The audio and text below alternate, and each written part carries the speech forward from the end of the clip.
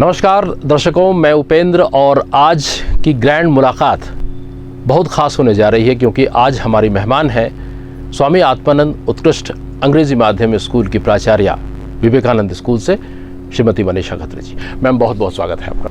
नमस्कार मैम, मैं कहूँ कि जब से हमने ये कार्यक्रम शुरू किया है तब से हमारे पास न जाने कितने फ़ोन कॉल्स और व्हाट्सएप मैसेजेस आते रहे हैं और उसमें एक बात जो निकल कर आती है हमारे लिए कि वो तमाम लोग केवल आत्मानंद के बारे में जानना चाहते हैं और ख़ास तौर पर आपके बारे में भी, क्योंकि हमें जैसी जानकारी है आप शुरुआत से ही आत्मानंद से जुड़ी हुई हैं और पूरे बस्तर रीजन में आप जब आत्मानंद की यहाँ शुरुआत हुई तो एक बागडोर मिली आपको प्रिंसिपलशिप की विवेकानंद स्कूल में। तो पहला सवाल मैं ये करना चाहता हूँ कि मूलतः आप कहाँ के रहने वाले हैं और आपकी प्रारंभिक शिक्षा कहाँ हुई और पढ़ाई लिखाई वगैरह? मूलतः तो मैं जगदलपुर की हूँ, बॉर्न एंड ब्रॉट अप, और मेरी स्कूली शिक्षा Nirmal higher secondary school Jagdalpur से हुई। उसके बाद मैंने इलेक्ट्रॉनिक्स एंड टेलीकम्युनिकेशन इंजीनियरिंग में डिग्री लिया और एज वोकेशनल लेक्चरर मेरी posting multipurpose higher secondary school में थी जी। वहाँ पर मैं 16 इयर्स में एज ए लेक्चरर में कार्यरत थी। उसके पश्चात नगर निगम हायर सेकेंडरी स्कूल में प्रिंसिपल के रूप में मैंने प्रभार ग्रहण किया था, तो वह 4 साल तक वहीं थी। फिर जब हमारे माननीय मुख्यमंत्री जी का यह ड्रीम प्रोजेक्ट तैयार हुआ तो उसी स्कूल को इंग्लिश मीडियम स्कूल के रूप में कन्वर्ट किया गया, सेजेस स्वामी आत्मानंद जी के स्कूल के नाम से। Swami Atmanand excellent English medium school scheme, तो उसके अंतर्गत ये हमारा स्कूल कन्वर्ट हुआ और उसी स्कूल में मैं एज प्रिंसिपल इंग्लिश मीडियम में हूँ। ये बहुत अच्छी बात है कि जब इस रीजन में जब पहली बार इस योजना की शुरुआत हुई और आपको ये बागडोर का मौका मिला कि संभालें, तो हमें ये समझाइएगा कि फ़िलहाल आत्मानंद में क्या करिकुलम है, किस तरह की पढ़ाई होती है, क्या ये इसमें स्टडी मेथड होता है? आत्मानंद जो है एक टोटली ऑटोनोमस बॉडी है। स्कूल्स को ऑटोनोमस पावर दिया गया है कि प्रिंसिपल्स दे कैन सिलेक्ट कि आप सीबीएसई स्कूल में चलाना चाहते हैं या सीजी बोर्ड के आप एफिलिएशन लेना चाहते हैं। तो हमारे स्कूल में हमने सीजी बोर्ड, और ज़्यादातर हमारे राज्य में अभी देखिए फर्स्ट लेवल में जब पूरे ज़िले मुख्यालय में स्कूल्स चालू आत्मानंद जी के नाम से तो 52 स्कूल्स खुले।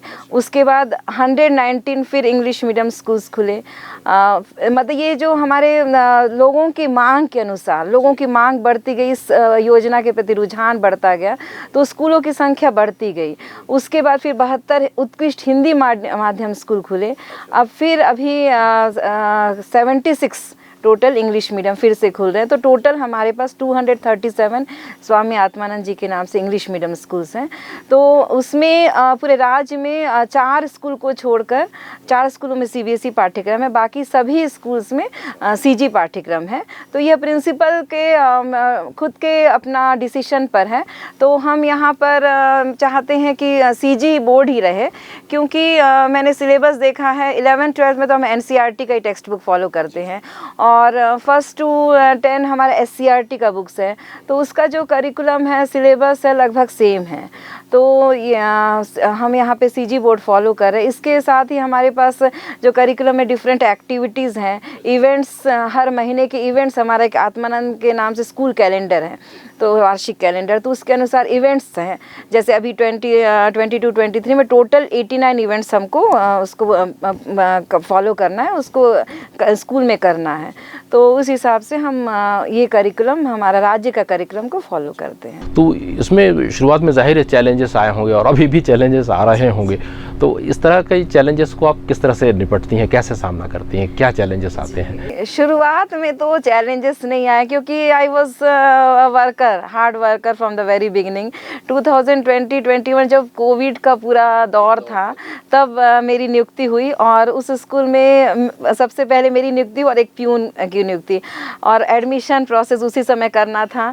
तो बहुत अच्छा हेल्पिंग हैंड मुझे मिला, तो हम दोनों ने मिलकर पूरा एडमिशन किया और पहले साल इतना अच्छा रुझान था। इवन हमारे माननीय मुख्यमंत्री जी ने भी अपने बातों में कही थी एक बार हमारे मीटिंग में कि हम सोचे नहीं थे कि इतना अच्छा जनता का फीडबैक मिलेगा। और उस समय हमारे पास 498 स्टूडेंट्स थे और थोड़ा बहुत चैलेंज था उस समय, थोड़ा प्रेशर था कि इसमें कई लोग का जिनका लॉटरी में नहीं हुआ, क्योंकि उस समय 40 सीट्स थे और आवेदन फर्स्ट स्टैंडर्ड 1 में 200, जैसे हर क्लास के अलग अलग, लेकिन निर्धारित सीट से ज़्यादा आवेदन थे। तो हमको लॉटरी के द्वारा करना था, क्योंकि एंट्रेंस एग्ज़ाम हो नहीं सकता था। आरटी के तहत हमको 1st to 8 एंट्रेंस एग्ज़ाम नहीं ले सकते, और कोविड का समय था तो जनरल प्रमोशन था, तो मेरिट लिस्ट भी नहीं बन सकती क्योंकि जनरल प्रमोशन था, तो हमको लॉटरी के आधार पे लेना पड़ा। तो जिन लोगों का नहीं हुआ वो लोग डिससेटिस्फाइड थे, तो वो प्रेशर दबाव बना रहे थे। लेकिन ये धीरे धीरे प्रेशर बहुत बढ़ते जा रहा है, क्योंकि लोगों का रुझान और बढ़ते जा रहा है आत्मानंद की तरफ। नेक्स्ट ईयर हमारे पास 653 स्टूडेंट्स हुए और इस साल हमारे पास में 803 आज की डेट में एडमिशन हो गए हैं, और भी अभी 11th में एडमिशन अभी ड्यू है, क्योंकि CBSE वालों का रिजल्ट नहीं निकला है। और चैलेंजेस की जैसे आप बात कर रहे हैं, तो पब्लिक प्रेशर बहुत है, क्योंकि हमारे पास आज 50 सीट्स हैं। माननीय मुख्यमंत्री जी ने इस साल के लिए घोषणा किया, क्योंकि लगातार जनता का रुझान बढ़ते जा रहा है, तो 40 को 50 किया। लेकिन वो 50 भी देखिए, इस साल हमारे पास स्टैंडर्ड 1 में 657 एप्लीकेशंस आए, तो सिर्फ 50 का ही सिलेक्शन होगा, बाकी 600 तो डिससेटिस्फाइड रहेंगे। तो वो डिससेटिस्फाइड लोग बहुत तरह का प्रेशर बनाते हैं, अपनी पूरी पहुंच का इस्तेमाल करते हैं, तो उसके कारण एक मेंटल प्रेशर पूरे समय बना रहता है। और दूसरा चैलेंज है कि हमको मना करते हुए बहुत बुरा लगता है, लेकिन हम लिमिटेड हैं, क्योंकि हम सेक्शंस बढ़ा नहीं सकते। सेक्शन बढ़ाने के लिए हमको टीचर्स की आवश्यकता पड़ेगी, संसाधन की आवश्यकता पड़ेगी। तो ये सारे चैलेंजेस है जो हम फेस कर रहे हैं, और ये चैलेंज बढ़ता ही जा रहा है, लोगों का दबाव बढ़ता जा रहा है। आत्मानंद स्कूल और खुल रहे हैं, लेकिन वो प्रेशर कम होने के बजाय और प्रेशर बढ़ता जा रहा है। अब सभी लोग आत्मानंद स्कूल में एडमिशन चाहते हैं, तो अब सबको एडमिशन देना संभव नहीं है। तो ये प्रेशर सबसे ज़्यादा प्रेशर है। Means I am totally facing the pressure during the admission time only, बाकी सारा कुछ स्मूथली चल रहा है जी। अच्छा, इसमें आपने एडमिशन की बात कही, तो इसमें जो एडमिशन की प्रक्रिया है वो क्या होती है, कैसे होती है, किस तरह से कोई विद्यार्थी यहाँ एडमिशन ले सकता है? जी, वो बताएंगे। 1st to 10 इस साल हम LKG भी स्टार्ट किए हैं जी। तो LKG और 1st to 10 तो ये लॉटरी से होता है। 11th क्लास में हम एंट्रेंस एग्ज़ाम से उनको स्कीम देते हैं, जो ब्रांच वो चाहते हैं। मैथ्स, बायोलॉजी और कॉमर्स 3 हमारे पास में संकाय चल रहे हैं, तो हम एंट्रेंस एग्ज़ाम के थ्रू देते हैं। और LKG 1st to 10 हमारा लॉटरी से ही होता है। SMDC के सदस्य आते हैं, जिला शिक्षा अधिकारी के प्रतिनिधि आते हैं, खंड शिक्षा अधिकारी के आते हैं, और हमारे जिला प्रशासन के प्रतिनिधि आते हैं, और हमारे जो SMDC मेंबर हैं उन सबके बीच में उन्हीं के द्वारा लॉटरी से चयन होता है। एक सवाल मैं ये करना चाहता हूँ, जैसे सपोज एक शिक्षक के तौर पर कोई इसमें हिस्सा लेना चाहता है, क्या व्यापम के जरिए इनकी भर्ती होती है, या इसकी प्रक्रिया ही अलग है शिक्षकों की भर्ती? हाँ, शिक्षकों की भर्ती टोटली अलग है, व्यापम के थ्रू नहीं है। इसमें सबसे पहले जब स्कीम स्टार्ट हुआ था, तो ऐसे हमारे राज्य शासन के जो स्कूल्स हैं उसमें से ऐसे टीचर्स जो इंग्लिश मीडियम से अपनी स्टडीज़ किए, स्कूल एजुकेशन, तो उनसे उनकी सहमति ली गई, क्योंकि ये स्कूल जो है सोसाइटी के अंतर्गत है, तो उनको इस स्कूल में आने के लिए डेपुटेशन में आना पड़ेगा, ताकि मतलब वो जो सोसाइटी की जो ऑटोनोमस पावर बनी रहे। तो उसके कारण वो डेपुटेशन में राज्य शासन के जो शिक्षक हैं वो आ सकते हैं, और जितने पद बच जाते हैं तो उसके संविदा के द्वारा भर्ती होती है। तो उसकी कमेटी बनी हुई है, जिसमें हमारे जो हमारा आत्मानंद सोसाइटी के जो अध्यक्ष हैं, हमारे जो कलेक्टर सर हैं, जिलाधीश महोदय, सचिव हमारे जिला शिक्षा अधिकारी हैं, और उसमें और 4 मेंबर्स हैं। तो इस तरह का 6 मेंबर का कमेटी है। तो कमेटी फिर अपने प्रतिनिधि या अपने विशेष एक्सपर्ट जो उसमें लोगों के द्वारा चयन करते हैं, और एडवर्टाइजमेंट निकलता है। एडवर्टाइजमेंट के थ्रू एप्लीकेशंस बुलाए जाते हैं, उसका सॉर्ट आउट करने के बाद मेरिट लिस्ट के आधार पे उनको बुलाया जाता है वॉक इन इंटरव्यू के लिए। चलिए, थोड़ा सा सवाल को हम मोड़ते हैं।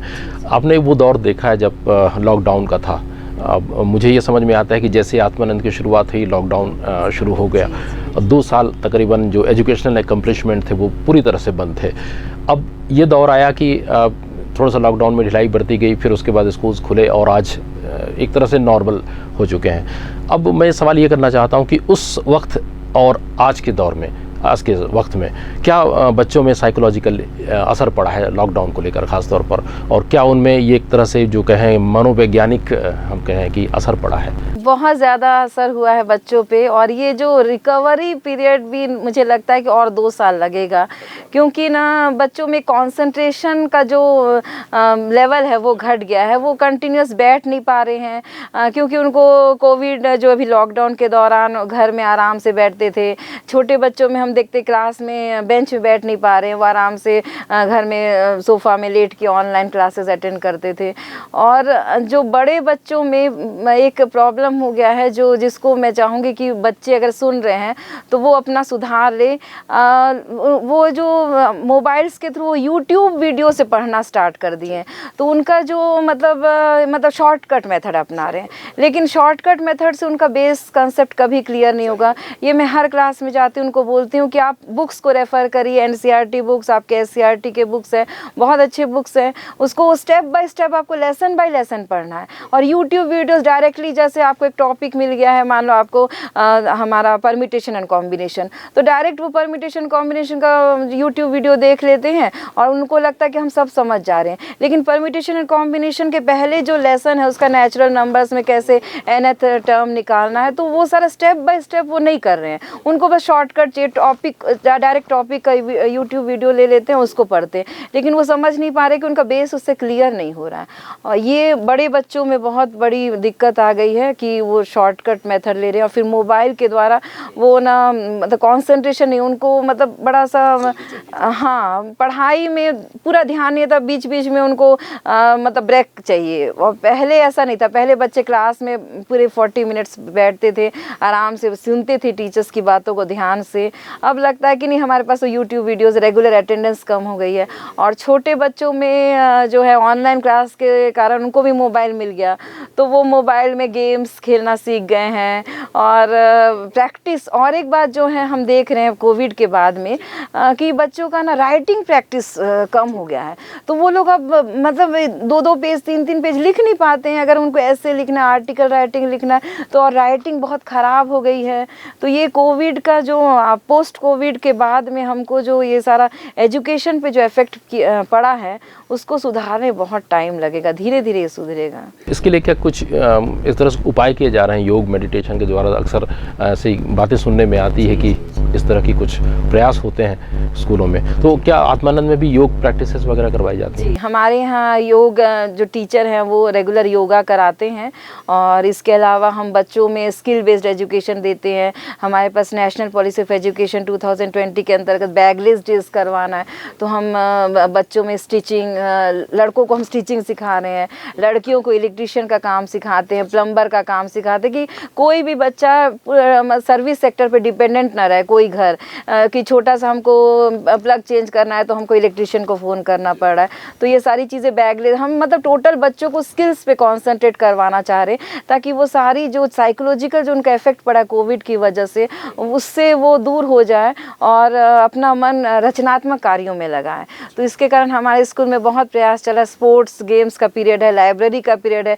लाइब्रेरी में हम बहुत अच्छे रेफरेंस बुक्स लाएं कि जो बच्चे अपने नीट जेईई की तैयारी कर रहे हैं और वो बहुत महंगे पुस्तकें खरीद नहीं पाते हैं, तो हमारे स्कूल की लाइब्रेरी में वो सारे जो अच्छे अच्छे कोचिंग इंस्टीट्यूट के बहुत अच्छे बुक्स, एकदम स्टैंडर्ड बुक्स हैं जो बच्चे वहाँ रेफ़र करते हैं। तो इस तरीके से हम बच्चों का माइंड स्किल डेवलपमेंट की तरफ, क्रिएटिविटी की तरफ डाइवर्ट करें, ताकि वो जो मोबाइल का जो उनका असर है वो दूर हो जाए, और वो बच्चे जो नॉन क्रिएटिव वर्क पे लगे रहते हैं उससे मोबाइल से हट के कुछ अच्छा कार्य करें।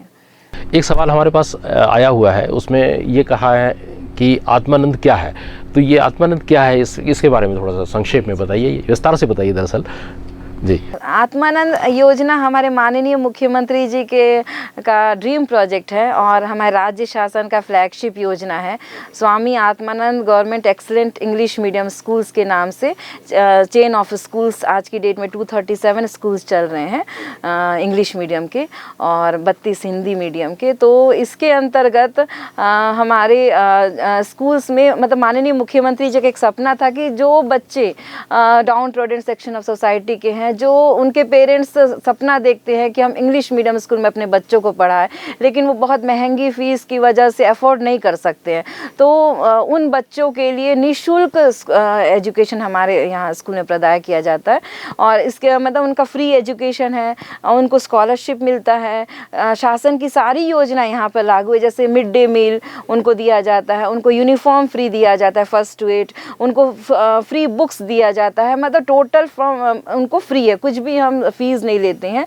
और ये माननीय मुख्यमंत्री जी का सपना था कि हर बच्चे को इंग्लिश एजुकेशन, क्योंकि इंग्लिश एजुकेशन का रुझान एक समाज में हमको दिखता है, तो और मीन्स ग्लोबली हमको इंग्लिश की आवश्यकता भी है और एक रुझान दिखता है, इसके कारण लोग चाहते हैं कि हमारा बच्चा भी इंग्लिश मीडियम स्कूल में पढ़े।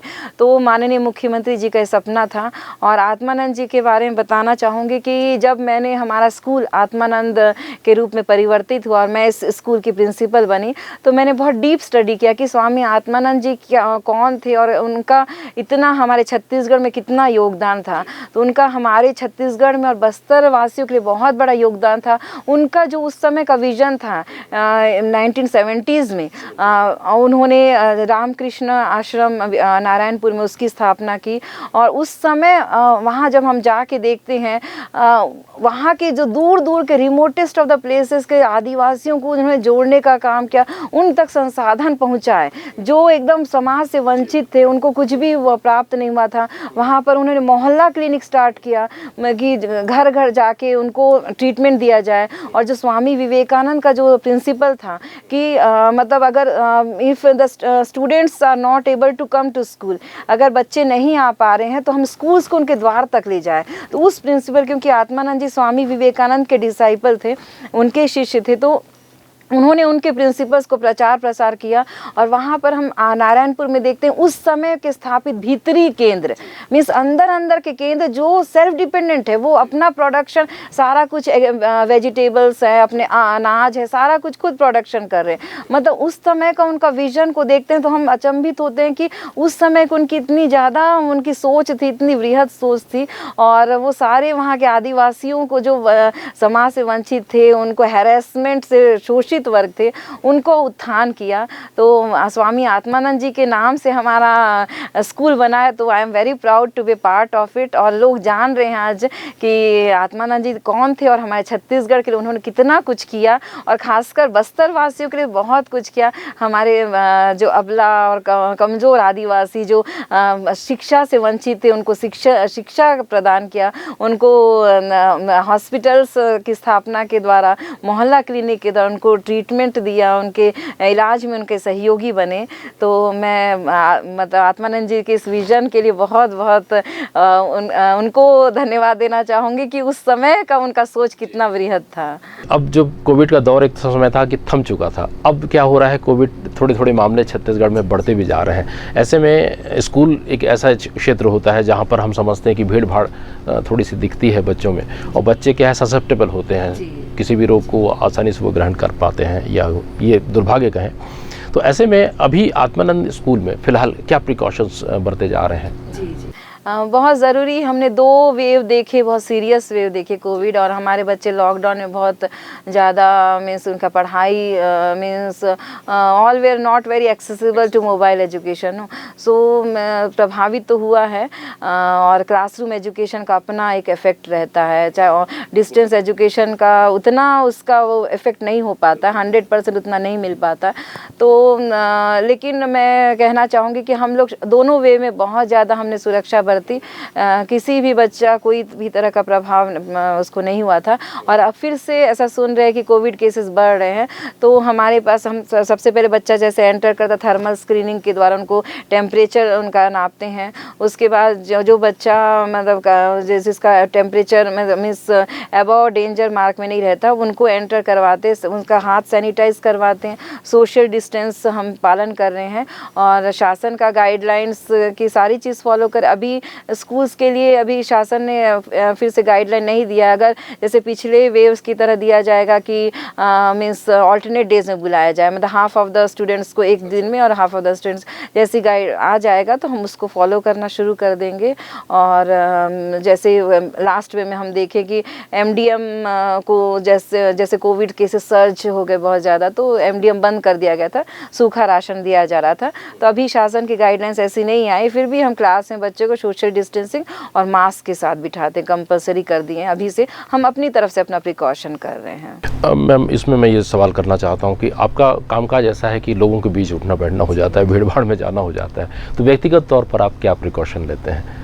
अब पूरी तरह से कोशिश करती हूँ कि सोशल डिस्टेंस बना रहे, लोगों से दूरी बढ़ी रहे, मास्क पहने रहती हूँ और मीन्स कोशिश करती हूँ कि बहुत ज़्यादा संपर्क में ना आऊँ। लेकिन हमारा जैसे पब्लिक डीलिंग का ऐसा स्कूल है, इतने सारे पेरेंट्स आते हैं और रोज़ आते हैं। जिन बच्चों का एडमिशन नहीं हुआ है वो डिससेटिस्फाइड पेरेंट्स रोज़ आते हैं कि कैसे भी उनका एडमिशन हो जाए। तो अब डेंजर तो बना रहता है। पिछले वे में आई सफर्ड फ्रॉम कोविड, तो मैं कोशिश करती हूँ कि इस बार ना हो। So hope for the best everything. एक ऐसे ही किसी कार्यक्रम में मैं हमारे बंसल साहब से चर्चा कर रहा था, तो उन्होंने एक टीम वर्क की बात कही थी। उन्होंने कहा था कि हमारी जो टीम होती है ज़िला प्रशासन की, पूरी जो नगर निगम है, ज़िला पंचायत वगैरह है, उसमें से एक भी कड़ी अगर टूट जाए तो वो एक आउटपुट अच्छा नहीं आ पाता है, वो और रिज़ल्ट ओरिएंटेड काम नहीं हो पाते हैं।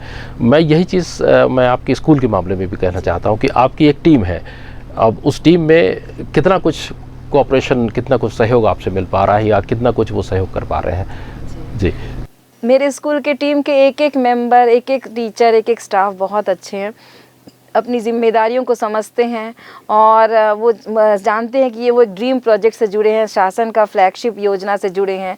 तो उनको उनके प्रति लोगों का एक्सपेक्टेशंस बहुत ज़्यादा है, तो सारे लोग बहुत अच्छे से काम करते हैं। और मैं यही आपसे कहना चाहूँगी कि लीडर अकेला कुछ नहीं कर सकता। जब तक टीम का कोऑर्डिनेशन, सपोर्ट ना हो, सारे लोग मिल के काम ना करें और हर कोई अपने आप में एक एफिशिएंट होता है, उसकी अपनी अपनी एक फील्ड ऑफ एफिशिएंसी होती है। कोई बहुत अच्छा कल्चरल एक्टिविटीज़ करवा लेता है, कोई अच्छा ड्राइंग करवा लेता है, कोई बहुत अच्छा एकेडमिक में। तो हर चीज़, हर व्यक्ति का अपना एक्सपर्टाइज होता है और सारे लोग मिल के जब काम करेंगे तभी हमारा जो हम अपना विज़न और मिशन को अचीव करेंगे। और हमारे जो सेजेस का जो विज़न है बहुत अच्छा है, मैं सारे दर्शकों को बताना चाहूँगी, nurturing mindset for excellence with universal human values. तो ये हम लोगों ने मिल के बैठ के राजधानी में बनाया था। हमारी जो ट्रेनिंग हुई थी तो उसमें था कि हम एक्सीलेंस तो दे बच्चों को और सारे फील्ड्स में एक्सीलेंस दें। लास्ट प्रश्न पे हम आते हैं। इसमें आपने ये बताया कितने सारे अचीवमेंट्स हमने किए हैं और स्कूल में बतौर प्रिंसिपल आप लंबे समय से जुड़ी हुई हैं, कुछ इनोवेटिव प्रैक्टिसेस आप करवा रही हैं, तो इसमें और क्या सुधार की गुंजाइश बनती है आपके व्यक्तिगत तौर पर, अगर आप सवाल करें कोई? एक मेरा शुरू से था और ये हमारे उसमें आत्मानंद के सेटअप में भी था, म्यूज़िक टीचर का, लेकिन बाद में कुछ कारणों से वो कट हो गया। तो एक स्कूल में अगर म्यूज़िक टीचर रहे, क्योंकि हम जब एक्सेलेंस की बात करते हैं और ऑल राउंड डेवलपमेंट की, तो सारी चीज़ों में ही शुरू, हमारे पास पीटीआई है, हमारे पास में एकेडमिक एक्सेलेंस के सारे टीचर्स हैं, तो एक कल्चरल टीचर रहता। बाकी हमारे स्कूल के टीचर्स जो थोड़े मतलब जानते हैं वो लोग बच्चों को से करवा लेते हैं, बट वो एक्सपर्टाइज हम दे नहीं पा रहे हैं एक विधिवत रूप से, जो जैसे शास्त्रीय संगीत हो, शास्त्रीय नृत्य हो, तो वो अगर ऐसा हो जाता तो ये बहुत अच्छा रहता। बाकी सारा चीज़ हमारा मतलब जो इनोवेटिव थिंग्स हम कर ही रहे हैं। कोविड के समय भी हमारे स्कूल के टीचर्स ने ऑगमेंटेड रियलिटी ऐप के द्वारा 3D 4D का फिगर्स बच्चों को पूरा बताया, सर्कुलेटरी सिस्टम का पूरा मॉडल कि कैसे मतलब 3D मॉडल में वो पूरा सर्कुलेटरी सिस्टम फंक्शन करता है, डाइजेस्टिव सिस्टम, तो वो सारा चीज़ दिखाया। फिर इसके अलावा हम बहुत सारे इनोवेशंस करें, जैसे बैगलेस डेज एनपी में 2022 से लागू 21-22 से लागू होना, उसके पहले ही हम स्कूल में स्टार्ट कर लिए। और हम बैगलेस डेज में जो मीन्स वहाँ पे जो दायरे हैं उसके अलावा हम बहुत सारा चीज़ कर रहे हैं। जैसे हम लड़कों को स्टिचिंग सिखा रहे हैं कि थोड़ा बहुत उनका कपड़े वगैरह उधड़ जाए तो वो भी उनको जानना चाहिए, why should he be dependent upon his mother और सिस्टर। और लड़कियों को हम इलेक्ट्रीशियन का काम सिखा रहे हैं कि थोड़ा बहुत वायर फिटिंग करना, ये सब जानना चाहिए। तो इस तरह का हम इनोवेशंस कर रहे हैं। और हमारे यहाँ किचन गार्डन भी बहुत अच्छा है, तो इसमें जो वेजिटेबल्स हम उगा के हमारी एमडीएम में ही उसका खपत हो रहा है। हाँ, इसके अलावा हम छोटे बच्चों से गार्डनिंग का और फिर हमारे नेचर से उनका रुझान जुड़ाव हो जाए, इसके लिए हम पूरी कोशिश कर रहे हैं। जी मनीषा मैडम, आपसे बात करके बहुत अच्छा लगा और मुझे उम्मीद है दर्शकों की वो मांग भी पूरी हो गई होगी आत्मानंद के बारे में जानने की। और अगर कुछ इसके बारे में आत्मानंद के बारे में जानना चाहते हो हमें कमेंट बॉक्स पर ज़रूर टिप्पणी दें। Thank you.